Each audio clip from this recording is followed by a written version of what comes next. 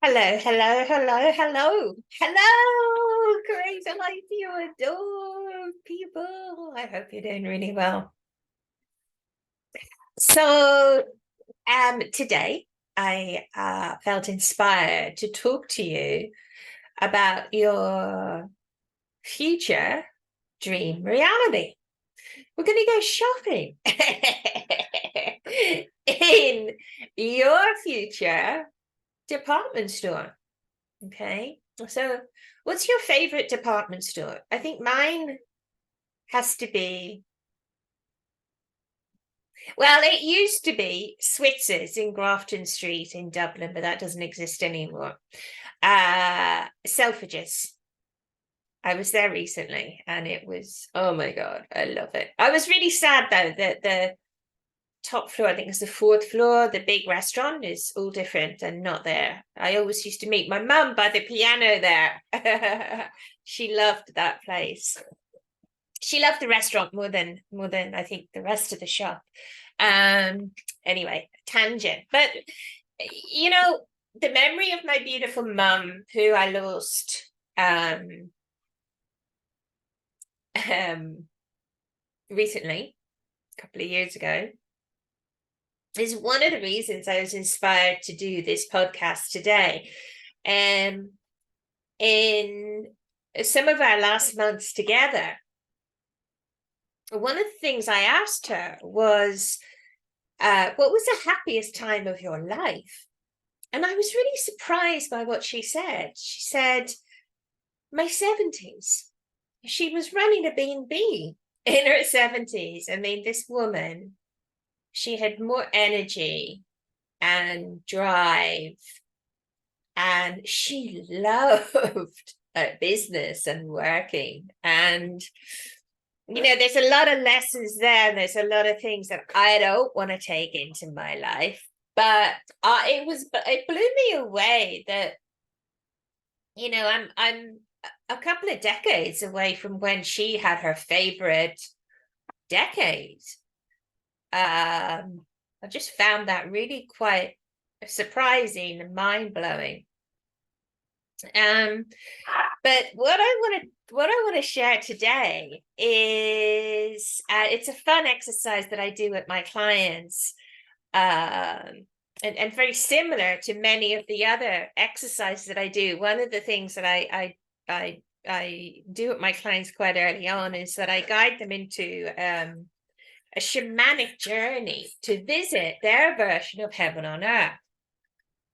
Some people call it, their land of plenty, and it's a Native American visioning technique where you get to see everything that your heart and soul would love to bring into being. And what I want to talk about today is something a little different. And it was inspired by a couple of people. Oh, I forgot to set my timer. Let me just do that.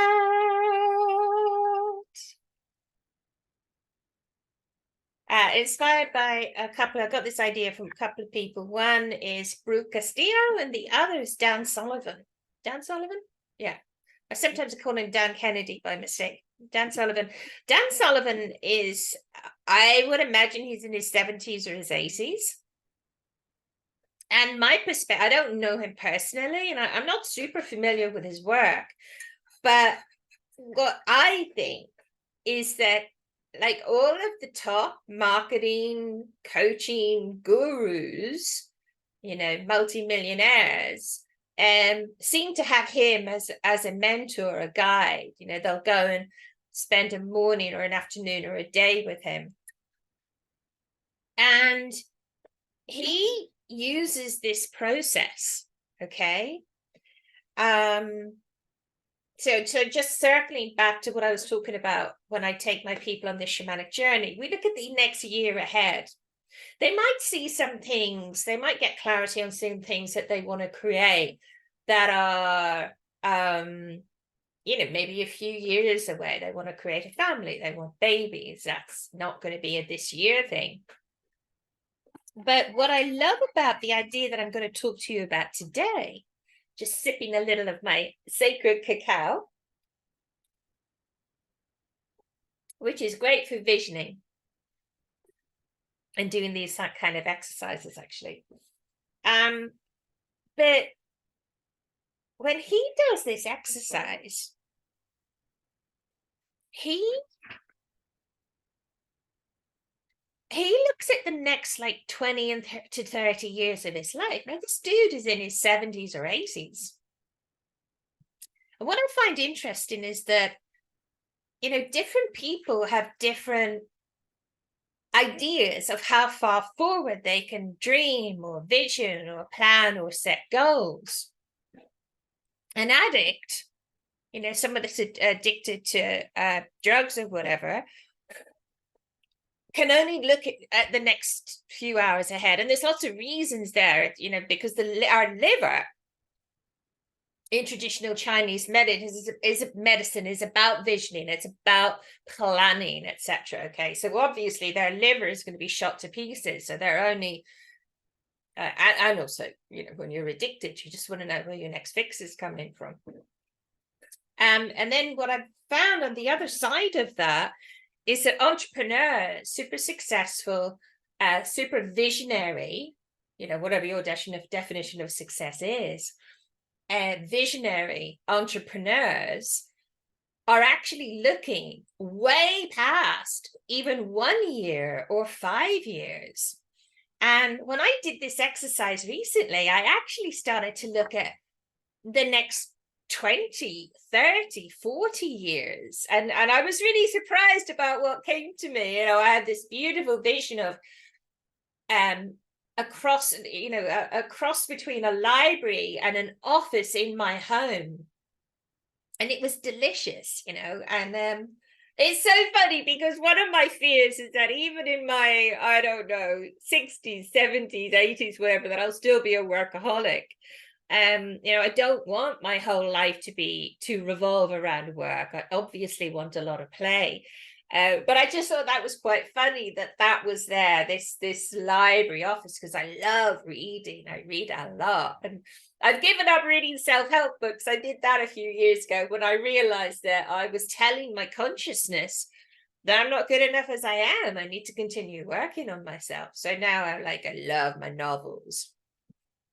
So yeah, that room looked really delicious. So what you do with this exercise is you just basically imagine your future, the vision of your future. Well, you imagine a store, a department store, okay, and you walk through and you look at what's there.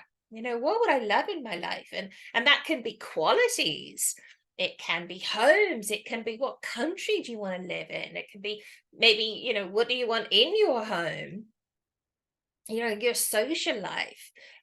One of the things that I noticed was, even though I saw myself doing physical exercise, there was also, like, you know, meeting with friends and playing either bridge or chess. So it's good for the mind as well, which doesn't have, which is, you know, doesn't mean that I've got to be working to exercise my mind. So I was quite interested about that.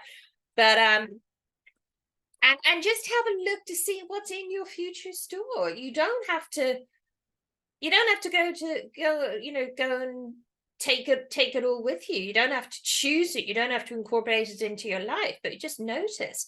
And then also noticing the difference between maybe that, what you're seeing, and your current life, and also noticing what are the things that you would love, but maybe you're not sure it's you, or you'd be afraid of judgment, you'd be afraid of what others think. That's a very powerful exercise, a very, very powerful realization to say, you see, I'd love that, but that's a great sentence, actually, when you think about something that you'd love to create or manifest, to have that sentence, you know, I'd love ... fill in the gap, but you know, that allows you to see potentially what your negative beliefs are or blocks around you creating that. So what else did I want to say there about that?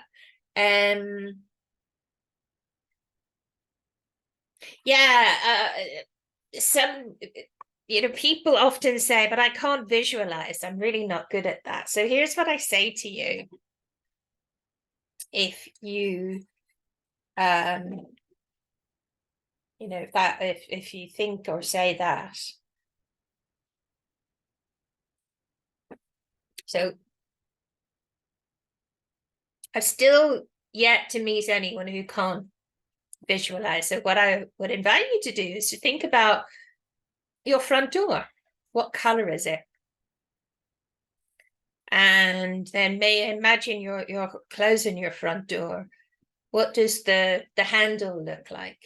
See, what you've done there is that's a form of visualization, and it's not the exact same as, say, a photograph, because you need to know what's different from imagination versus real life. And another jokey thing that I like to say to people is, don't think of a pink elephant. What have you just thought of? A pink elephant? Because your consciousness can't differentiate between me saying think of and don't think of. It just hears think of. Anyway, that's getting a bit deep and away from the point. But why? Well, the reason I wanted to mention that was because I specialize in working with people with insomnia and people that want to optimize their sleep. And what's really fascinating is that in the first few sessions, what I realized working with these people is that they're giving themselves visualizations, messages, pictures of them not sleeping, of tossing and turning. They're worried about sleep. They're worried about work tomorrow because they're going to be tired because they haven't slept. So what they're doing is like they're making pictures during the day of themselves lying awake at night or being frustrated about their sleep. And I have a beautiful exercise, an exercise that helps them to shift out of that habit so that they can sleep deeply. So you don't have to. You don't have to. But I do love. Hold on a second.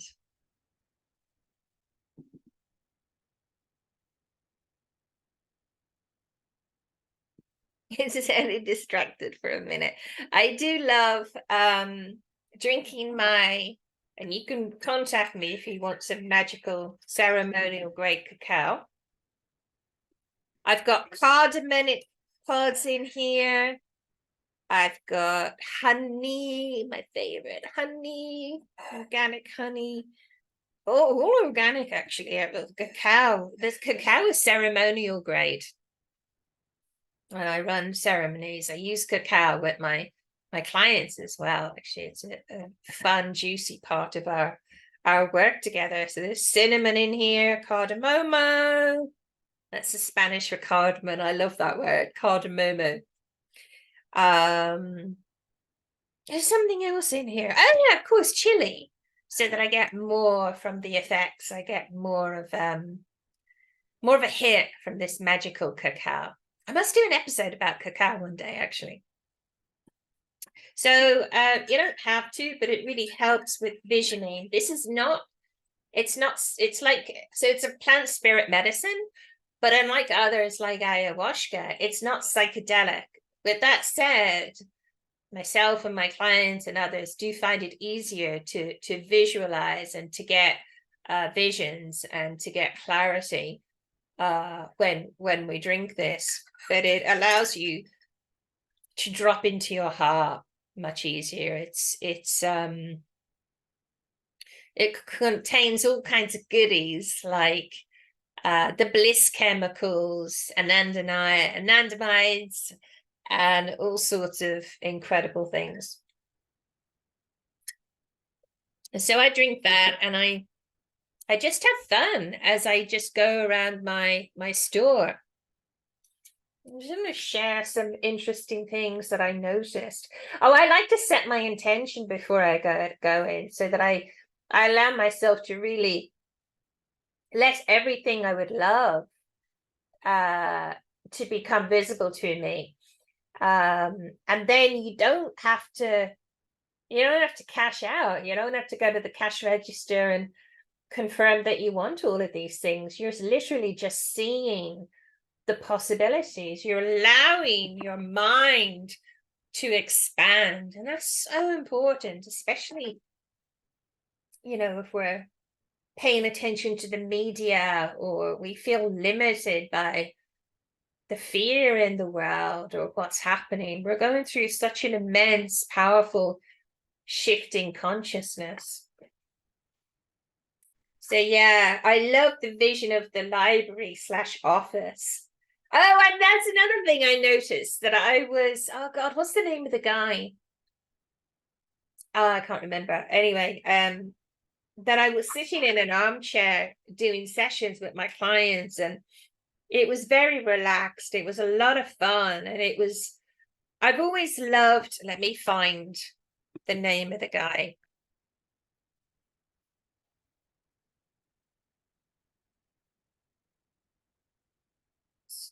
Oh, 82-year-old. I don't know if I'm gonna.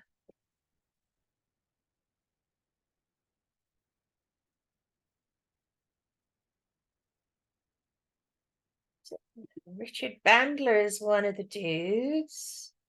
John Grinder. Milton Erickson. Milton Erickson, the amazing Milton Erickson. I've just always loved the idea of him. Clients would come and see him. He's sitting there in his armchair. He'd tell them a story. And these people would come for serious trauma, PTSD, that no one else could help. And they'd tell him Milton Erickson would tell them some story that to them made no logical sense. And they'd go away and they'd be like, what was that all about? And then the next day they would be healed of their trauma, because the story didn't address their logical conscious mind. It went into their other levels of consciousness and healed them. And that's always been my dream and my vision, to be that kind of a visionary, a healer. I'm just sitting in my armchair and I'm telling daft stories, but like really profound stories that help people to shift and move to another level. I do some of that now, but my God, like, yeah, I try not to put people, I try not to use the word try, but I don't put people on pedestals anymore, but there's definitely a vision of him on a pedestal when I talk about him. So that was another vision for my future, was, the energy. Actually, you know what? I think I'm going to play around with doing that Napoleon Hill exercise and having Milton Erickson as one of my mastermind people. If you don't know what I'm talking about, then check out Think and Grow Rich by Napoleon Hill, where he talks about, you can have a real mastermind with real people, but you can also have one with, people that you can't normally access, or people that are deceased. Okay, so you've got to have Albert Einstein as part of your mastermind. And you do this, he would do this in his imagination before he drifted off to sleep. So I'm going to play around maybe with Albert Einstein. He's my most quoted person. Albert Einstein and Milton Erickson, play around with that. Yeah. So allow yourself to dream. Let me know how you get on. What's in your future store. And maybe notice the things that are there, because there might be lots of things there that you could have, but you choose not to. And then there might be many things there that you weren't even aware that you would love in your life, and choose them. And they can be qualities as well. For me, I really got this beautiful sense of calm. It was really gorgeous. So enjoy. And if you would like to connect with me, then I'm going to put a link in the show notes. Fill out the application form. Let's get your sleep optimized so that you can create a life you adore. Love you so much. See you next time. Bye, beauty.